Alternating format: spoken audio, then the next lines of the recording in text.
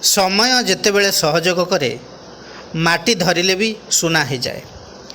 ଆଉ ଯଦି ସମୟ ଦଣ୍ଡ ଦେବା ଆରମ୍ଭ କରେ ତା କବଳରୁ କେହି ବି ରକ୍ଷା ପାଇପାରନ୍ତିନି। ନମସ୍କାର ବନ୍ଧୁଗଣ, ମୁଁ ସାଗର, କଳାକାର ସାଗର ସଙ୍ଗମ ଆଷ୍ଟ୍ରୋଲୋଜି ଜ୍ୟୋତିଷ ଜ୍ଞାନ ଆଣ୍ଡ କର୍ମ ଚ୍ୟାନେଲକୁ ଆପଣମାନଙ୍କୁ ସ୍ୱାଗତ ଜଣାଉଛି। ଆଜି ଆମେ ଆଲୋଚନା କରିବା ସିଂହ ରାଶିର ଜାତକ ଜାତିକାମାନଙ୍କ ପାଇଁ ଏହି 2026 ମସିହା ଜୁନ୍ ମାସ କିପରି ରହିବ, ଗ୍ରହମାନଙ୍କର ସ୍ଥିତି କିପରି ରହିଛି, ନବଗ୍ରହମାନେ କି କି ଫଳ ଦେବେ, ସବୁକିଛି ସ୍ୱାସ୍ଥ୍ୟ, ଶିକ୍ଷା, finance, love relation, married life, job or profession ଏବଂ ବିଜନେସ୍ ବିଷୟରେ ଡିଟେଲ୍ସରେ ଆଲୋଚନା କରିବା। ଆସନ୍ତୁ ପ୍ରଥମେ ନଜର ପକାଇବା ଗ୍ରହ ଗୋଚର ସ୍ଥିତି ଉପରେ। ଆପଣଙ୍କର ରାଶିରେ କେତୁ ଅବସ୍ଥାନ କରିଛନ୍ତି, ସପ୍ତମ ଭାବରେ ରାହୁ ଅବସ୍ଥାନ କରିଛନ୍ତି, ଅଷ୍ଟମରେ ଅଛନ୍ତି ଶନି, ନବମରେ ମଙ୍ଗଳ ଅବସ୍ଥାନ କରିଛନ୍ତି ମେଷ ରାଶିରେ। ଜୁନ୍ 20 ପରେ ମଙ୍ଗଳ ଦଶମରେ ରହିବେ। ରବି ଅଛନ୍ତି ଦଶମ ସ୍ଥାନରେ। ଜୁନ୍ 15 ପରେ ଏକାଦଶରେ ଅବସ୍ଥାନ କରିବେ। ଶୁକ୍ର ଅଛନ୍ତି ଏକାଦଶରେ। ଜୁନ୍ 8 ତାରିଖ ଠାରୁ ଦ୍ୱାଦଶରେ ରହିବେ ବୃହସ୍ପତି ଯୁକ୍ତ ହୋଇକି। ବୁଧ ଅଛନ୍ତି ଆପଣଙ୍କର ଏକାଦଶରେ ଏବଂ ଜୁନ୍ 22 ପରେ ବୁଧ ଦ୍ୱାଦଶ ଭାବରେ ରହିବେ। ବନ୍ଧୁଗଣ, ଏହି ବିଚାର ଜନ୍ମରାଶି ଚନ୍ଦ୍ରରାଶିକୁ ଆଧାର କରି କରାଯାଇଛି। ଯେଉଁମାନଙ୍କର ସିଂହ ରାଶି ଓ ସିଂହ ଲଗ୍ନ ସେମାନଙ୍କ ପାଇଁ ଏହି ଭିଡ଼ିଓ ଅଧିକ ଫଳପ୍ରଦ ହେବ ବୋଲି ଆମର ଆଶା ଓ ବିଶ୍ୱାସ। ସର୍ବପ୍ରଥମେ ଆଲୋଚନା କରିବା ଏହି ମାସରେ ଆପଣଙ୍କର ସ୍ୱାସ୍ଥ୍ୟ ଅବସ୍ଥା କିପରି ରହିବ। ଫାର୍ଷ୍ଟ ହାଉସ୍ ଆମର ଶରୀର, ଆମ ଇମ୍ୟୁନିଟିର ଭାବ। ପ୍ରଥମ ଭାବର ଅଧିପତି ରବି ଦଶମରେ ଅଛନ୍ତି, ଯାହାର ପ୍ରଭାବ ଶରୀର ଉପରେ ମିଶ୍ରିତ ଫଳ ପ୍ରଦାନ କରିବ। ଦଶମରେ ରବି ଥିବା ଫଳରେ ମାନସିକ ଏବଂ ଶାରୀରିକ ପ୍ରେସର ବଢ଼େ। ବୃଷ ରାଶି ସ୍ଥିର ରାଶି ହୋଇଥିବାରୁ ଶରୀରରେ ଷ୍ଟିଫନେସ୍ ଆସିପାରେ। ଥକାପଣ, ଲୋ ଏନର୍ଜି, ପିତ୍ତ ଦୋଷରୁ ନିଦ୍ରାହୀନତା ସୃଷ୍ଟି ହୋଇପାରେ। ଥକାପଣ ଅନୁଭବ କରିବେ। ମୁଣ୍ଡବିନ୍ଧା, ଆଖି ଯନ୍ତ୍ରଣା, ବିପି ଫ୍ଲକ୍ଚୁଏସନ୍ ହେବାର ଯୋଗ ରହିଛି।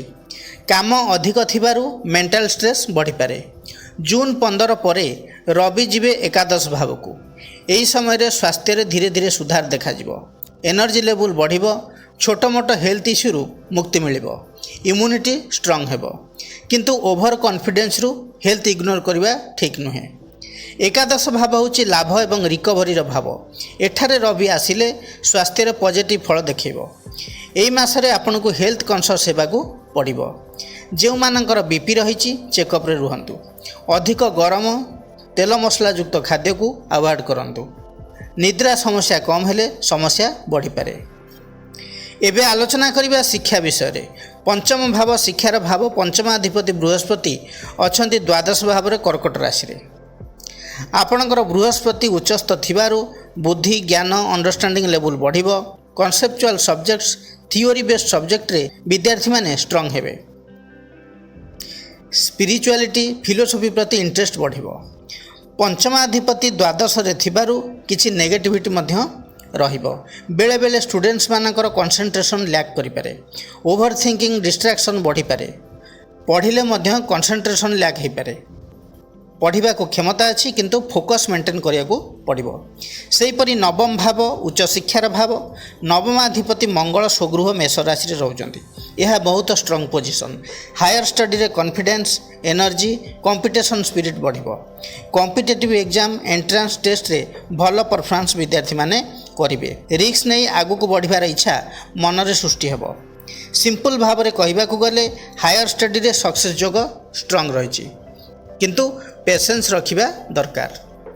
ଯେଉଁ ବିଦ୍ୟାର୍ଥୀମାନେ ଟେକ୍ନିକାଲ, ଇଞ୍ଜିନିୟରିଂ, ଆଇଟି ଲାଇନ୍ରେ ପାଠ ପଢ଼ୁଛନ୍ତି ଭଲ ପରଫର୍ମାନ୍ସ କରିବେ। Competitive exam, UPSC, SSC preparation କରୁଥିବା ପିଲାମାନେ ଏକ୍ଜାମ୍ରେ ଭଲ କରିବେ। ଲ, ଫିଲୋସଫି, ସାଇକୋଲୋଜି ଆଦି ସବଜେକ୍ଟ ରଖି ପାଠ ପଢ଼ୁଥିବା ପିଲାମାନେ ଭଲ କରିବେ।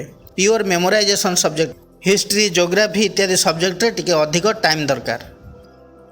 ହିଷ୍ଟ୍ରି, ଜୋଗ୍ରାଫି ଇତ୍ୟାଦି ସବଜେକ୍ଟରେ ଟିକେ ଅଧିକ ଟାଇମ୍ ଦରକାର ପଡ଼ିପାରେ। ଲଙ୍ଗ୍ ଟାଇମ୍ ସେଟିଂ ଷ୍ଟଡ଼ି ପାଇଁ ଫୋକସ୍ ଭାଙ୍ଗିପାରେ, ସେଥିପ୍ରତି ଟିକେ ଧ୍ୟାନ ଦେବେ। ଏହି ମାସରେ basic study average to good ରହିବ। ଫୋକସ୍ ଉପରେ ଡିପେଣ୍ଡ କରିବ। ହାୟର ଷ୍ଟଡ଼ି ଷ୍ଟ୍ରଙ୍ଗ ଏବଂ ପ୍ରୋଗ୍ରେସିଭ୍ ରହିବ। କମ୍ପିଟେଟିଭ୍ ଏକ୍ଜାମ୍ ପଜିଟିଭ୍ ଚେଞ୍ଜେସ୍ ଆସିବ। ଯେଉଁ ବିଦ୍ୟାର୍ଥୀମାନେ ହାୟର ଷ୍ଟଡ଼ି ପାଇଁ ବାହାରକୁ ଯିବା ପାଇଁ ଚାହୁଁଛନ୍ତି ତାଙ୍କ ପାଇଁ ଷ୍ଟ୍ରଙ୍ଗ ଯୋଗ ରହିଛି। पंचमाधिपति बृहस्पति द्वादश जेहेतु अच्छा द्वादश भाव हूँ फरेन लैंड डिस्टेंस लर्निंग को बुझाए बृहस्पति हेले एजुकेशन एवं हायर नॉलेज कारक ग्रह तेणु एब्रॉड किंबा एटलिस्ट होम टाउन ठारू दूर रे रही स्टडी करिवार चांस बहुत अधिक रहुची। सेहीपरि नवम भाव हायर एजुकेशन एवं लॉन्ग डिस्टेंस ट्रैवल को बुझाए। मंगल नवम रे स्वगृही रहउचंती बलवान रहउचंती। मंगल स्ट्रांग थिबारु स्टूडेंट्स माने स्टडी पे इनिशिएटिव नेबा फॉर्म अप्लाई करबा मूव ऑन करिया पई रेडी रहिबे सब बेले। अपॉर्चुनिटी सहित आपण निजे मध्य पुश करके आगु जिवे। बाहर को जीवा पई चेष्टा करिवे। जून मासरे बाहर रही पाठ पढ़िबार स्ट्रांग पॉसिबिलिटी रहिछि। प्लानिंग प्रोसेसिंग स्टार्ट हेबो। बृहस्पति द्वादश रे थिबारु डॉक्यूमेंट्स एवं एडमिशन प्रोसेस टिके स्लो हो पारे तेणु पेशेंस एवं प्रॉपर प्लानिंग दरकार। आपण को पई ए एडवाइस रहइबो जे जदि तुमे ऑलरेडी प्लानिंग करूछ ये होछि सबुठार राइट टाइम आरंभ करियौ। अप्लाई प्रिपरेशन एग्जाम डिले करंतु नहीं। एबे आलोचना करिबा फाइनेंस विषय रे। द्वितीय भाव धनर भाव, एकादश भाव होछि आयर भाव। उभय भावर अधिपति होउचंती निजे बुध। एकादश रे स्वगृही हेकि मिथुन राशि रे अछंती। धन आसीबार रास्ता खोलिबो। सेविंग्स करि परिबे आपण। कम्युनिकेशन स्किल द्वारा इनकम होबो।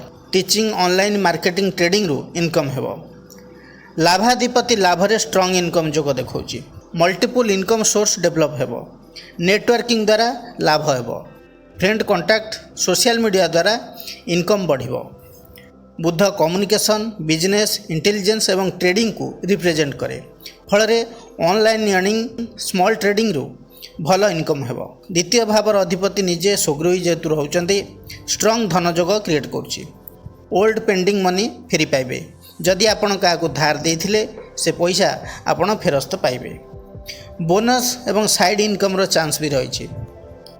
बुध हेउचंती अनस्टेबल नेचर। इनकम आसीबो किंतु धरी रखिबा कष्टकर हेइ पारे। ओवर थिंकिंग रॉन्ग डिसीजन रे किछि लॉस हेइ पारे। ट्रेडिंग क्रिप्टो रे ओवर रिस्क नियंतु नाही एवं फ्रेंड्स को ऊपर ब्लाइंड ट्रस्ट करंतु नाही।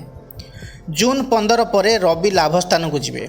अथॉरिटी एवं रिकॉग्निशन आसीबो। इनकम एवं रेस्पेक्ट दीटा जाक मिलिबो। गवर्नमेंट साइड रु बेनिफिट किछि मिलिबो। जून 22 परे धनाधिपति बुध द्वादश रे रहिबे। द्वादश भाव होछि खर्च विदेश इन्वेस्टमेंट रो भाव। फॉरेन कनेक्शन आइसोलेशन एवं बैक एंड वर्क रो भाव। बुध सहित बृहस्पति युक्त जेहेतु होउचंती द्वादश रे। बुध होउचंती बिजनेस कैलकुलेशन। बृहस्पति होउचंती विजडम एक्सपेंशन लक रो कारक ग्रह। नॉलेज द्वारा इनकम हेबो। जदि पॉजिटिव साइड देखिबा फॉरेन इनकम रो चांस रहिछि। ऑनलाइन अर्निंग हेबो। Hidden income source बढ़िबो।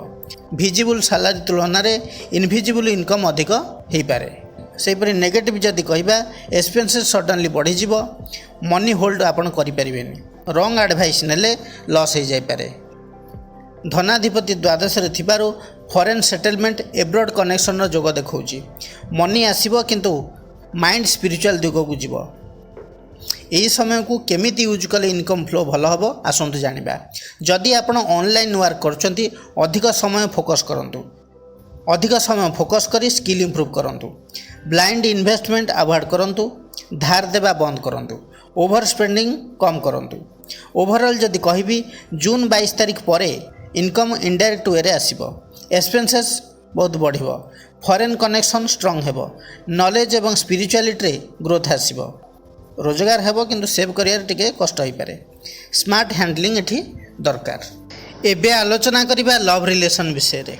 पंचम भाव लव भाव रोमांस भाव अट्रैक्शन भाव।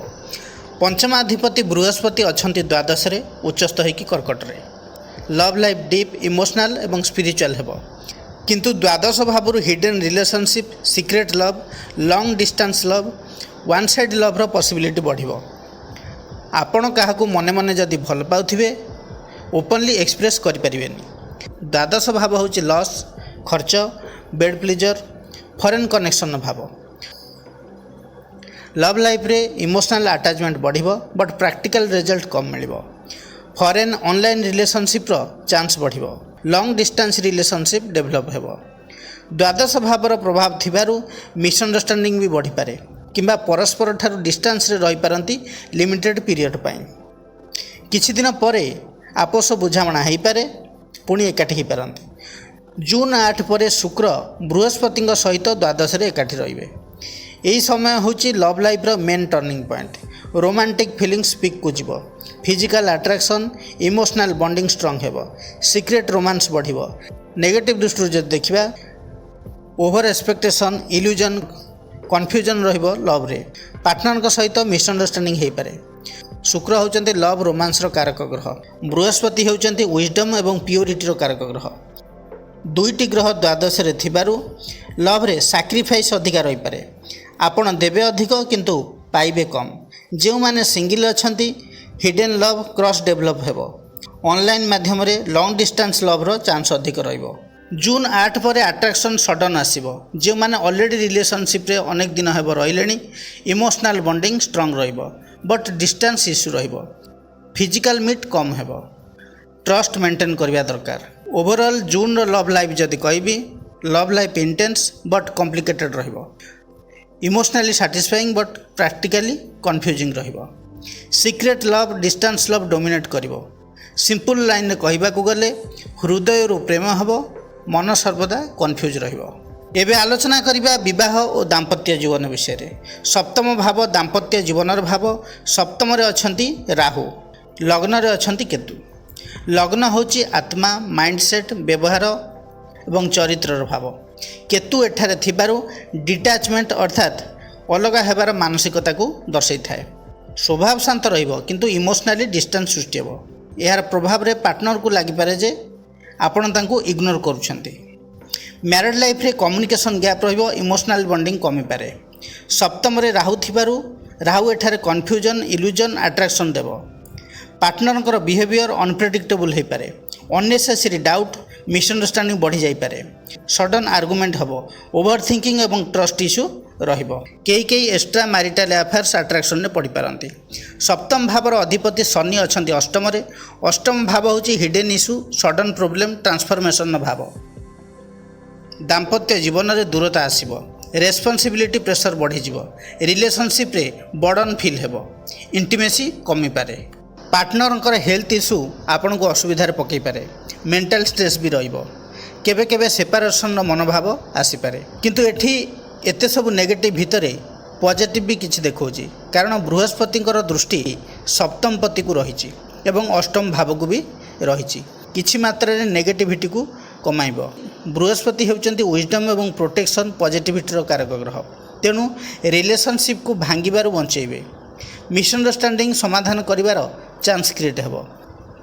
स्पिरिचुअलिटी एवं मैच्योरिटी आसीबो। ओवरऑल मैरिड लाइफ जून रे जदि कहबी मिसअंडरस्टैंडिंग एवं ट्रस्ट इश्यू रहउची, इमोशनल डिस्टेंस रहिबो, सडन फाइट सहित मेंटल स्ट्रेस रहिबो। पॉजिटिव रु जदि देखिबा तेबे सडन फाइट सांग को मेंटल स्ट्रेस रिलेशनशिप रे रहिबो। डिवोर्स जोग स्ट्रांग नुहे। जो माने भाबुचन जे एते सब समस्या तो सृष्टि हेलानी फाइनाली डिवोर्सटा हो जिवो बोधे, किंतु नाइ, डिवोर्स जोग स्ट्रांग नाइ। बृहस्पतिंकर ब्लेसिंग्स पई रिलेशनशिप सॉल्व हो जिवो। After struggle deep bonding develop हेबो। सिंह राशि कपुल मानकु एडवाइस या रहिबो जे कम्युनिकेशन क्लियर रखंतु, ईगो को अवॉइड करंतु। काहेकि ना सिंह राशि पई ये होची मेन प्रॉब्लम। पार्टनर को टाइम दियंतु। मन रे जदि किछि डाउट अछि ताकू क्लियर करंतु। एही मासरे married life ups and down चलिबो। पेशेंस रखिले रिलेशनशिप स्ट्रांग हेबो। एबे आलोचना करिबा जॉब और प्रोफेशन विषय रे। दशम भाव कर्मर भाव। दशमाधिपति शुक्र अछंती एकादश रे एवं दशम रे अछंती रवि। दशम भाव कर्म प्रोफेशन स्टेटस रेपुटेशन भाव। रवि होचंती अथॉरिटी एवं गवर्नमेंट जॉब रो कारक। एठी कैरियर डिपेंड करूची मेनली शुक्र एवं रवि उपरे। मास आरंभ रो शुक्र एकादश भाव रे। इनकम रे growth, networking strong, job changes promotion रो चांस रही। जो माने प्राइवेट सेक्टर रे अछंती आईटी मीडिया लग्जरी फील्ड रे अछंती सेमानकर ग्रोथ हेबो। बॉस कर सपोर्ट मिलिबो। डायरेक्ट गवर्नमेंट जॉब रो सुजोग जदियो भी नाही किंतु इनकम साइड स्ट्रांग रही। जून 8 पर शुक्र द्वादश भाव रे रहिबे बृहस्पति युक्त होइकी। फॉरेन कनेक्टिविटी बढ़िबो। एमएनसी रे जॉब लागि पारे। एब्रॉड जीवा पई अपॉर्चुनिटी आसीबो। फॉरेन कंपनी रे जॉब हेबार पॉसिबिलिटी रही। Hidden income, online earning, spiritual एवं क्रिएटिव फील्ड रे ग्रोथ हो पारे। जून 15 पर्यंत रवि दशम रे रहुचंती। ଅଥରିଟି ଇନକ୍ରିଜ୍, ବସ୍ଙ୍କର ଆପ୍ରିସିଏସନ୍ ମିଳିବ। ଗଭର୍ଣ୍ଣମେଣ୍ଟ ଜବ୍ ପ୍ରିପାରେସନ୍ ଷ୍ଟ୍ରଙ୍ଗ ହେବ। ଜୁନ୍ 15 ପରେ ରବି ରହିବେ ଏକାଦଶ ଭାବରେ। ଇନକମ୍ ଇନକ୍ରିଜ୍ ହେବ, ପ୍ରମୋସନର ଚାନ୍ସ ରହିଛି, ସିନିୟରଙ୍କର ସପୋର୍ଟ ବି ମିଳିବ। ସିଂହ ରାଶି ପାଇଁ ଏହି ଜୁନ୍ ମାସରେ ପ୍ରାଇଭେଟ୍ ଜବ୍ର ଷ୍ଟ୍ରଙ୍ଗ ଇଣ୍ଡିକେସନ୍ ରହୁଛି। ଏକାଦଶ ଭାବ ଏବଂ ଦ୍ୱାଦଶ ଭାବ ଆକ୍ଟିଭେଟ୍ ରହୁଛି। ତେଣୁ ସୁଇଟେବୁଲ୍ ଫିଲ୍ଡ ହେଉଛି IT, software, digital marketing, fashion, beauty, designing, hotel, ଏହିସବୁଥିରେ ଜବ୍ ଫ୍ୟାସିଲିଟି ରହୁଛି। ଇନକମ୍ ଇନକ୍ରିଜ୍ ହେବା ସହିତ ଫରେନ୍ ଅପରଚ୍ୟୁନିଟିର ପସିବିଲିଟି ରହିଛି। ସେହିପରି ଗଭର୍ଣ୍ଣମେଣ୍ଟ ଜବ୍ କଥା ଯଦି କହିବି, ଜୁନ୍ 15 ମଧ୍ୟରେ ପ୍ରିପାରେସନ୍ ଷ୍ଟ୍ରଙ୍ଗ ରହିବ। ଏକ୍ଜାମ୍ କ୍ଲିୟର ହେବାର ଚାନ୍ସ ରହିଛି। ଓଭରଅଲ୍ ସ୍ଥିତି ଯଦି କହିବି, କ୍ୟାରିୟରରେ growth, income increase, networking strong, foreign opportunity possible ରହୁଛି। ଏବେ ଆଲୋଚନା କରିବା ବିଜନେସ୍ ବିଷୟରେ। ସପ୍ତମ ଭାବ ବିଜନେସ୍ର ଭାବ। ସପ୍ତମାଧିପତି ଶନି ଅଷ୍ଟମରେ ଅବସ୍ଥାନ କରିଛନ୍ତି। ସପ୍ତମ ଭାବରେ ଅଛନ୍ତି ରାହୁ। ସପ୍ତମ ଭାବ ବିଜନେସ୍ର ମେନ୍ ହାଉସ୍। ସେଠାରେ ରାହୁ ଥିବାରୁ sudden ups and down, unexpected deal, foreign, online, digital ସାଇଡ଼୍ରେ ଗ୍ରୋଥର ଚାନ୍ସ ରହିଛି। କିନ୍ତୁ ଷ୍ଟେବିଲିଟି କମ୍ ରହିବ। ଭଲ ପ୍ଲାନିଂ ନଥିଲେ ଲସ୍ ମଧ୍ୟ ହୋଇପାରେ। ସପ୍ତମପତି ଅଷ୍ଟମରେ ଯେହେତୁ ରହୁଛି, ଅଷ୍ଟମ ଭାବ ହେଉଛି sudden changes, hidden problem, transformation ଭାବ। ତେଣୁ ବିଜନେସ୍ରେ ଡିଲେ ହେବ, ପ୍ରଫିଟ୍ ଲେଟ୍ରେ ଆସିବ। ପଜିଟିଭ୍ ସାଇଡ଼୍ରୁ ଯଦି ଦେଖିବା, long term stable growth possible, କିନ୍ତୁ ସ୍ଲୋ। ରାହୁ ସପ୍ତମରେ ଥିବାରୁ ପାର୍ଟନରସିପ୍ ବିଜନେସ୍ରେ ଟିକେ ପ୍ରୋବ୍ଲେମ୍ ହୋଇପାରେ। ତେଣୁ କେୟାରଫୁଲ୍ ରହିବାକୁ ପଡ଼ିପାରେ। ପାର୍ଟନରଙ୍କ ମଧ୍ୟରେ ମିସ୍ଅଣ୍ଡରଷ୍ଟାଣ୍ଡିଂ, ଚିଟିଂ, କନଫ୍ୟୁଜନ୍ ସୃଷ୍ଟି ହେବ। ପ୍ରଫିଟ୍ ସେୟାରିଂ ଇସ୍ୟୁ ରହିବ। ଆପଣ ବିଶ୍ୱାସଘାତକତାର ଶିକାର ମଧ୍ୟ ହୋଇପାରନ୍ତି। ଭୁଲ ଡିସିସନ୍ ଯୋଗୁଁ ଲସ୍ ହୋଇପାରେ। କାହା କଥାରେ ଭାସିଯାଇ ହାଇ ଆମାଉଣ୍ଟର ମନି ବିଜନେସ୍ରେ ଇନଭେଷ୍ଟମେଣ୍ଟ କରନ୍ତୁ ନାହିଁ। ଡକୁମେଣ୍ଟ ଏଗ୍ରିମେଣ୍ଟ କ୍ଲିୟର ରଖନ୍ତୁ। ଜୁନ୍ରେ ନ୍ୟୁ ପାର୍ଟନରସିପ୍ ଆଭଏଡ଼୍ କରିଲେ ଆପଣଙ୍କ ପାଇଁ ବେଟର୍ ରହିବ। ପାର୍ଟନରସିପ୍ ବିଜନେସ୍ ଅପେକ୍ଷା ଓନ୍ ବିଜନେସ୍ ଟିକେ ଭଲ ଚାଲିବ। ଶନି ପେସେନ୍ସ ଦେବେ, ରାହୁ ନୂଆ ଆଇଡ଼ିଆ ଦେବ। ତେଣୁ ଅନଲାଇନ୍, ଟେକ୍ନିକାଲ, ଇନୋଭେସନ୍ ଫିଲ୍ଡରେ ଗ୍ରୋଥ୍ ରହିଛି।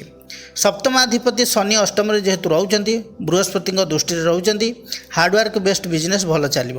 Iron, steel, masonry, oil, mining, labour related work, security, defence type field, old good business ଭଲ ଚାଲିବ। ଓଭରଅଲ୍ ଯଦି କହିବି, ଏହି ଜୁନ୍ ମାସରେ ବିଜନେସ୍ର ସ୍ଥିତି, ପାର୍ଟନରସିପ୍ ବିଜନେସ୍ରେ ରିସ୍କ ରହୁଛି, କେୟାରଫୁଲ୍ ରହିବା ଦରକାର। ଓନ୍ ପ୍ରାଇଭେଟ୍ ବିଜନେସ୍ ବେଟର୍ ସ୍ଥିତିରେ ରହୁଛି। ସିଂହ ରାଶିର ବ୍ୟକ୍ତିବିଶେଷମାନେ ପ୍ରତିକାର କ'ଣ କରିବେ? ଆପଣଙ୍କର ରାଶ୍ୟାଧିପତି ହେଉଛନ୍ତି ରବି। ରବି ଗ୍ରହଙ୍କର ବୀଜ ମନ୍ତ୍ରକୁ ଜପ କରନ୍ତୁ। ମନ୍ତ୍ରଟି ହେଲା ଓଂ ହ୍ରାଂ ହ୍ରିଂ ହ୍ରଂ ସ ସୂର୍ଯ୍ୟାୟ ନମଃ। ଏହି ମନ୍ତ୍ରକୁ ଦୈନିକ 108 ଥର ଜପ କରନ୍ତୁ। ବିଜନେସ୍ରେ ଏବଂ ଦାମ୍ପତ୍ୟ ଜୀବନରେ ସୁଧାର ପାଇଁ ଶନିଙ୍କର ମନ୍ତ୍ରକୁ ଜପ କରନ୍ତୁ। ମନ୍ତ୍ରଟି ହେଲା ଓଂ ସଂ ଶନିଶ୍ଚରାୟ ନମଃ। ଏହି ମନ୍ତ୍ରକୁ ପ୍ରତ୍ୟେକ ଶନିବାର ଦିନ 21 ଥର ଜପ କରନ୍ତୁ। ହନୁମାନ ଚାଳିଶାର ପାଠ କରନ୍ତୁ। ଖସା ତେଲର ଦୀପ ଜାଳନ୍ତୁ। ଆପଣଙ୍କ ପାଇଁ ଶୁଭ ରହିବ। ବନ୍ଧୁଗଣ, ଏହା ଥିଲା ସିଂହ ରାଶି ପାଇଁ 2026 ଜୁନ୍ ମାସର ମାସିକ ରାଶିଫଳ ବିଷୟରେ ବିସ୍ତୃତ ଆଲୋଚନା। ଯଦି ଭିଡ଼ିଓଟି ଭଲ ଲାଗିଥାଏ ତେବେ ଲାଇକ୍, କମେଣ୍ଟ, ସେୟାର କରିବାକୁ ଜମାରୁ ବି ଭୁଲିବେ ନାହିଁ। ପୁଣି ଆସିବି ନୂଆ ଏକ ଅଧ୍ୟାୟକୁ ନେଇ। ସେ ପର୍ଯ୍ୟନ୍ତ ରହୁଛି ନମସ୍କାର।